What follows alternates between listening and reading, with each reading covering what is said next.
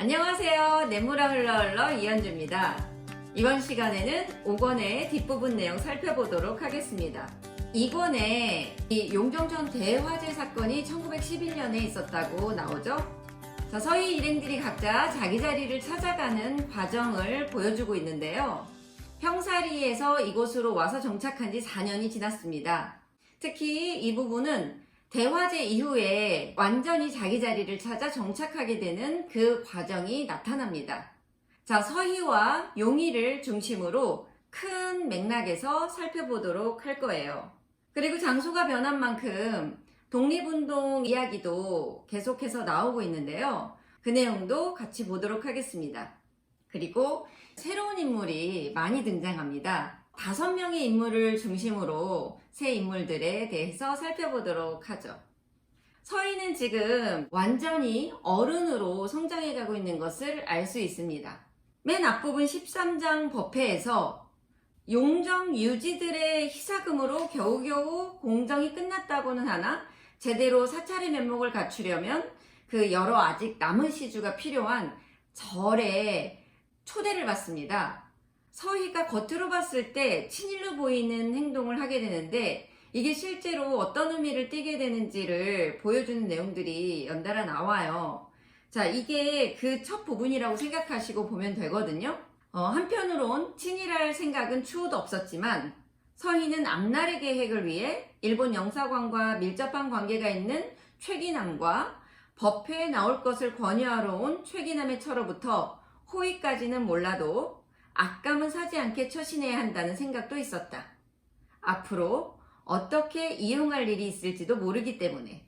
자, 그러니까 주변에서 여러 말들이 나올 거 아니에요. 근데 서희는 강단 있는 사람이잖아요. 자신의 확신을 의심하지 않습니다.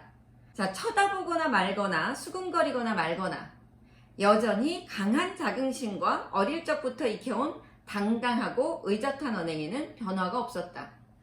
왠지 믿음직스러워 보입니다.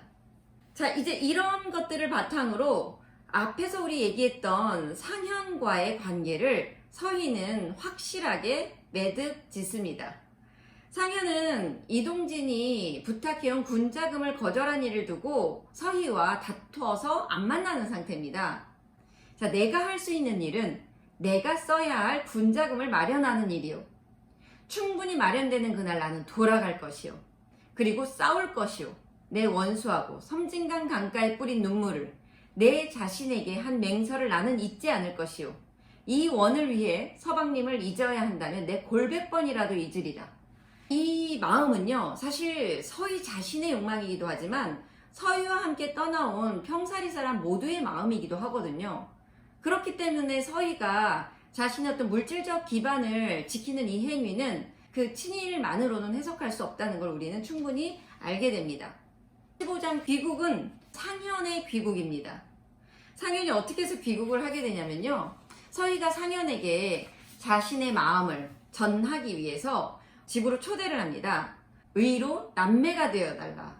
이 남매로서의 그 인연을 가지고 자기 결혼을 의논할 상대가 되달라고 말합니다. 어떤 면에서 상현에게 굉장히 잔인한 제안이거든요. 상대가 누구냐? 자, 길상이라고 말하죠.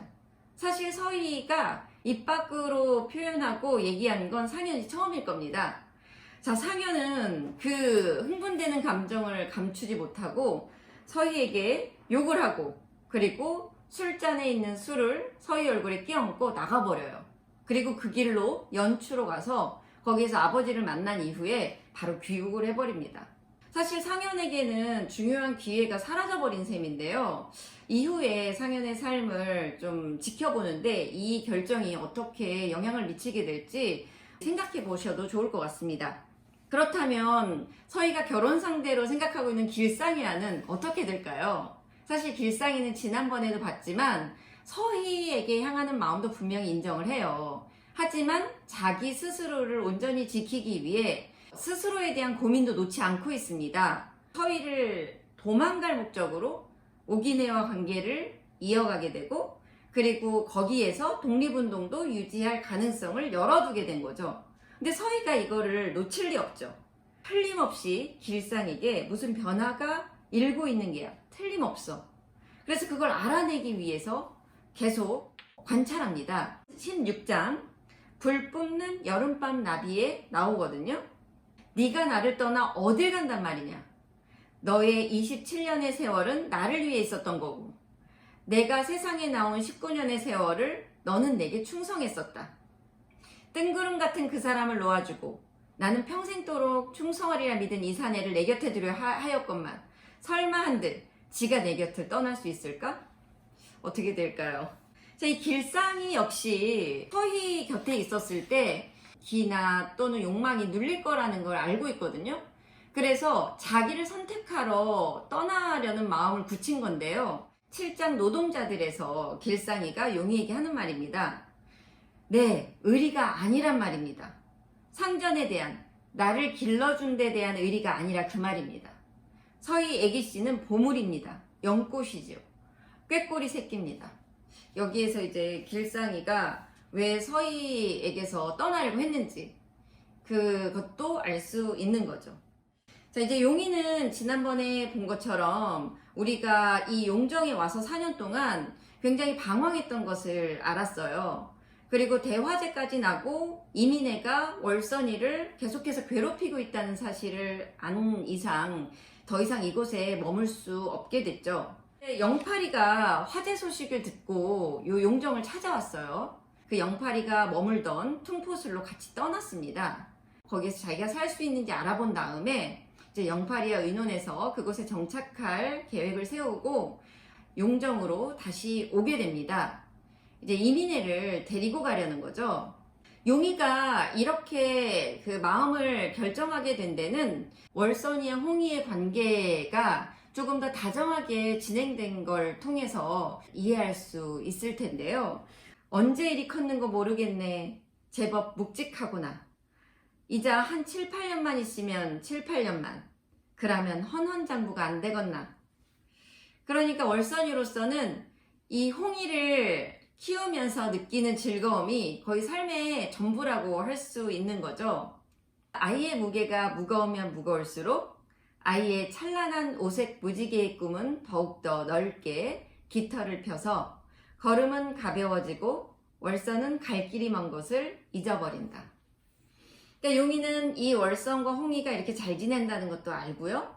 그리고 이민혜가 이 둘의 관계에 있어서 홍희에게도 월선이에게도 도움이 안 된다는 걸 압니다. 자, 이렇게 큰 틀로 이렇게 서희와 용이를 중심으로 이야기 전체가 흘러가고 있고요. 용정촌을 중심으로 독립운동이 어떤 방식으로 진행되고 있는지 다시 전해지고 있어요. 제2편 꿈속의 귀마동의 1장 뱀은 죽어야의 첫 시작에 신민회라고 하는 독립운동을 활동했던 단체가 굉장히 고군분투 중이다 하는 내용이죠. 10년도 구할 돈이 없어서 해산해야 되겠다는 내용인 거예요. 그래서 장화는 굉장히 고민에 휩싸이게 됩니다. 이곳을 중심으로 그 독립운동을 펼쳐가고 있었는데 그게 녹록지 않게 된 거죠. 더더군다나 지금 이곳은 연해주와 연결되어 있습니다. 이 연해주라는 지역은 그동안 그 일본의 압력으로부터 조금은 자유롭게 활동을 할 수 있었던 곳이었어요. 자, 그런 배경이 됐던 연해주에 대한 내용이 나오는데 이 2부 전체를 장악하게 되는 독립운동 활동이 어떤 방식으로 진행되는지 짐작해 볼 수 있을 것 같습니다. 이 같은 여건 하에서 조선 의병들의 적극적인 독립투쟁이 전개되는 연해주에 과민한 신경을 써온 일본 당국은 러시아 정부를 상대로 조선 의병의 무장해제, 체포와 소환을 강력히 요구하고 나섰지만 일본과의 국경 분쟁을 원치 않는 러시아 정부로서는 일단 민간인들의 총기 거래, 체류, 조선인들의 여권 검사 등 단속하지 않을 수 없었으나 형식이었을 뿐 오히려 일로전쟁 때 참전한 러시아군 퇴역 장병들은 많은 동정을 표시하여 이범윤에게 예비병사단과 총기 탄약을 빌려주겠다는 제안도 있었다고 했으나 그 제안은 정부의 제지로 성사를 못 보았다. 게다가 군자금 모금도 활발하였고 헐값으로 일본 군대의 총기보다 월등 우수한 것을 얼마든지 사들일 수 있었던 것도 연해주의 유리한 사정의 하나였었다. 자, 그런데 이 연해주에서도 사정이 안 좋아진 거예요. 자, 그곳에서 최봉준이라는 사람이 해조신문이라는 신문을 발간해서 이 무력항쟁이 무효하다는 말을 계속 퍼뜨리는 겁니다. 그러니까 아무래도 지금 독립운동을 군사투쟁으로 나아가고 있는데 이런 여론이 있다 보니까 안에서도 내분이 있었을 거 아니에요. 그래서 이제 이런 부분들이 어렵게 되고 있었다는 상황이 제시가 되고 있습니다. 이제 2부에서 이끌어갈 새로운 인물들을 5명을 중심으로 살펴보도록 하죠. 공로인부터 한번 살펴보도록 하겠습니다. 17장에 공로인의 양식이라는 내용에 잘 나와 있어요. 이 사람은 지난번에 말씀드렸던 것처럼 월선이의 백부입니다. 거래를 담당하는 사람으로 상거래에 아주 능통한 사람이었어요. 그리고 객주업까지 하고 있으니까 만약에 재산을 모으려고 했다면 재산이 많았을 텐데 저축된 돈이 없었다라고 앞에 나와요. 그리고 자기 자신을 이곳의 방랑자로 생각하고 있었다는 거예요. 어쩔 수 없이 이곳에 정착하게 된 굉장히 열악한 환경의 조선 사람들을 돌보고 있었던 거죠. 이곳에 조선 사람들이 좀 똘똘 뭉쳤으면 좋겠는데 먹고 사는 게 힘들다 보니까 자꾸 밀정이나 이런 사람들이 거래를 제한할 때 나도 모르게 그냥 눈 감고 하는 사람들이 있는 거예요. 그게 17장 공로인의 양식에 권서방이 한 행동이었거든요. 그래서 권서방을 만나서 공로인이 막 야단쳐요. 아무리 구전을 많이 낸다 하더라도 조선 사람 아니면 땅이고 집이고 흥정은 붙이지 말라고 내가 늘상 말하지 않았나? 그랬더니 먹고 살기 힘든데 그럼 어떡합니까? 라고 하소연을 했어요. 그랬더니 이렇게 말합니다. 너 아직도 나를 모르는구나. 없어서 빚내자는 사람한테 구전이나 뜯어먹자고 신발 달아가면서 이 여름에 내가 댕기는 줄 알았나?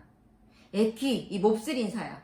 때거리 떨어지거든. 내 마누라한테 곡식자로 뒤밀면 들키고 아예 비리갱이를 뜯어먹을 국민은 말아라.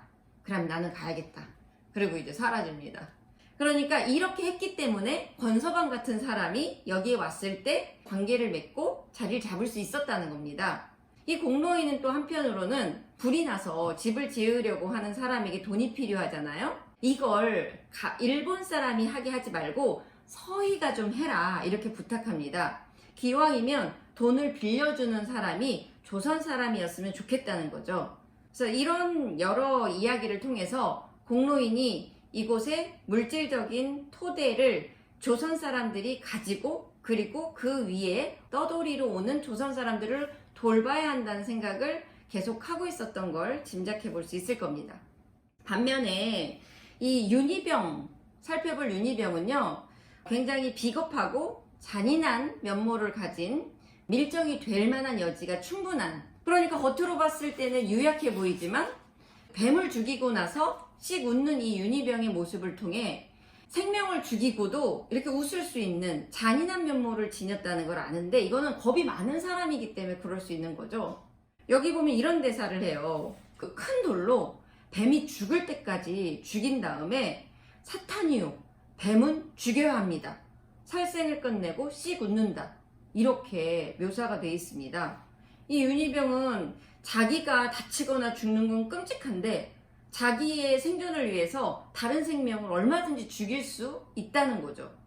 그게 뒤에 이 내용으로 이어져 나오게 돼요. 자, 그러면 이 윤희병에게 배신당하는 신금녀를 한번 보겠습니다. 신금녀는요, 상황마다 이끌어가는 의지적인 인물입니다. 마지막까지 그렇거든요. 근데 이 신금녀는 아버지가 술주정뱅이였어요. 그래서 술로 가산을 탕진하고 그 빚을 갚기 위해서 이 신금녀를 판 거예요. 그래서 김두수가 이 신금녀를 자기 여자로 만들기 위해서 끌고 나옵니다. 근데 신금녀는 이 김두수를 아주 혐오하거든요. 그래서 김두수로부터 도망을 계속 다닙니다. 그러니까 도망 나왔다가 이 윤희병한테 도움을 청한 건데 윤희병이 김두수에게 다시 넘긴 거예요. 자, 그러니까 이 신금녀로서는 이 세상에 계속해서 배신을 당하는 거잖아요. 아버지로부터 그리고 윤희병으로부터. 그런데도 결백함이나 아니면 삶의 목표나 의지를 버리지 않아요. 체념하지 않습니다. 그래서 다른 새로운 인물을 만날 기회를 맞이하게 되죠. 그 내용이 3장 사진에 나와요. 이 사진은요, 모래 섞인 바람이라는 뜻이거든요. 모래 실은 바람은 여전히 얼굴을 치고 머리카락을 나부끼게 하고 이곳이 어디 매쯤인지 무슨 이름의 역두인지 금년은 알지 못한다. 사실 지금까지 살아온 금녀의 삶이 이랬을 것 같습니다. 그런데 이제 끌려가고 있는 와중에 이 김두수를 계속 쫓아오고 있는 전박이 사내가 하나 있는 거예요. 근데 이 김두수는 촉에 있잖아요. 자기가 한 짓이 있으니까 자기를 죽이러 온 사람인지도 모르겠다고 생각하고 다른 방에서 자기 방으로 혹시 습격하는 사람이 있는지 보는데 실제로 이 전박이 사내가 다른 사람과 함께 김두수가 머물고 있는 방을 습격하게 돼요. 근데 아무도 없고 금녀만 있는 거죠. 신금녀를 끌고 나갑니다. 그러니까 신금녀는 마음속으로 탈출이라고 생각을 하게 되죠. 그리고 너무 기뻐합니다. 그래서 이 사람이 바로 장인걸인데 이 사람에 의해서 이끌려간 곳이 바로 독립운동하는 사람들의 기지였던 거예요. 앞날이 창창한 사람이, 글도 배웠다는 사람이 남한테 팔려가는 일이 있어도 안 되겠지만 술집에 있었다고 무슨 벼슬을 한 것도 아닐 터인데 술집 여자란 말이에요 하고 큰소리 칠 것도 아니요. 장인걸은 금녀의 말투를 흉내내 놓고 웃는다. 그러니까 배려한 거죠. 자, 금녀는 가슴이 뭉클하게 고마운 생각이 들었지만 착잡한 얼굴 표정은 펴지지는 않는다. 그래서 이제부터 금녀에게 무언가 새 삶이 펼쳐질 것으로 보입니다. 그리고 마지막으로 새롭게 등장한 인물 중에 굉장히 매력적인 인물을 소개하면서 마치도록 하겠습니다. 자, 주갑인데요. 그 꿈속의 귀마동의 이장 남도사내에 등장하는 사람이에요. 배고파하는 것 같아서 용이가 밥을 건네주는 것으로 관계가 맺어져요. 영파리에게 길을 떠나면서 받았던 그 주먹밥을 건네줍니다. 뼈와 껍데기뿐인 마디 굵은 손이 주먹밥 하나를 짚는다. 목구멍으로 밥이 넘어가는 소리가 꿀떡꿀떡 들려온다. 몹시 배가 고팠던 모양이다. 한 개만 얻어먹겠다는 사내는 저도 모르게 남은 주먹밥을 모조리 먹어치운다.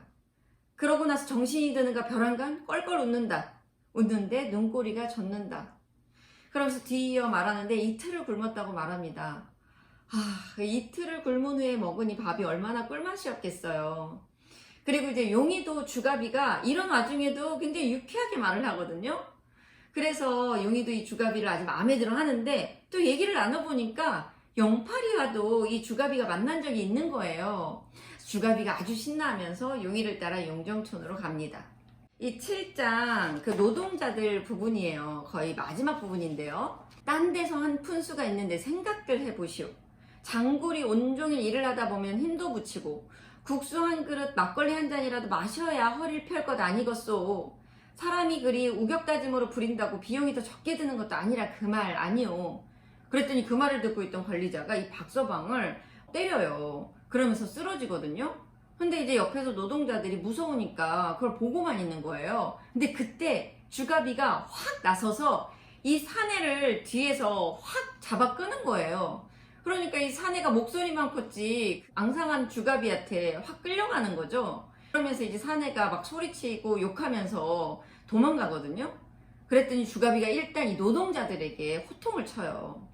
모두들 벅수요. 벅수랑께로 한 공사판에서 함께 품일 판달라 치면 같은 처지, 한 형제 같은 처지 아니더라고? 합심을 해야 할 것인디 한 사람은 매를 맞고 다른 사람들은 구경만 하고 어디 이런 인심이 있을 것이요? 다 같이 손해보는 처지랄 것 같으면 다 같이 따져야 그래야 되는 것인디. 주갑이 아주 배짱이 두둑하죠? 그리고 이제 사람들이 걱정하니까 걱정하지 말라. 그 사내 보고 좀도둑이다. 좀도둑은 원래 겁이 많기 때문에 이렇게 세게 넣은 사람한테 반드시 내일 간식이 나올 것이다. 이렇게 말합니다. 새로운 곳에 정착하기가 만만치 않아 보입니다. 자, 이런 삶을 박경희 선생님이 위로와 또 하나의 어떤 삶의 통찰을 보여주는 문장이 있어서 이 문장으로 이번 시간 영상을 마무리할까 합니다. 같이 한번 읽어보도록 하겠습니다. 7장 노동자들에 나온 내용이에요. 회한 없는 세월이 어디 있을 것이며 세월과 더불어 가중되는 운명의 무게를 피할 자 그 누구이겠는가. 그러나 수고는 싸움이지 복종이 아니기에 회한과 운명의 무게와 더불어 있는 자만이 영혼은 높은 곳으로 육신은 낮은 곳으로 그리하여 도깨비 방망이와는 아무 상관이 없는 진실의 쓴 잔을 마시게 되는 것이다. 자, 여기까지 5권 뒷부분 내용 잘 살펴봤고요. 뒤에 6권 내용도 다음 시간에 이어서 같이 살펴보도록 하죠. 자, 저는 여기까지 냇물아 흘러 흘러 이현주였습니다.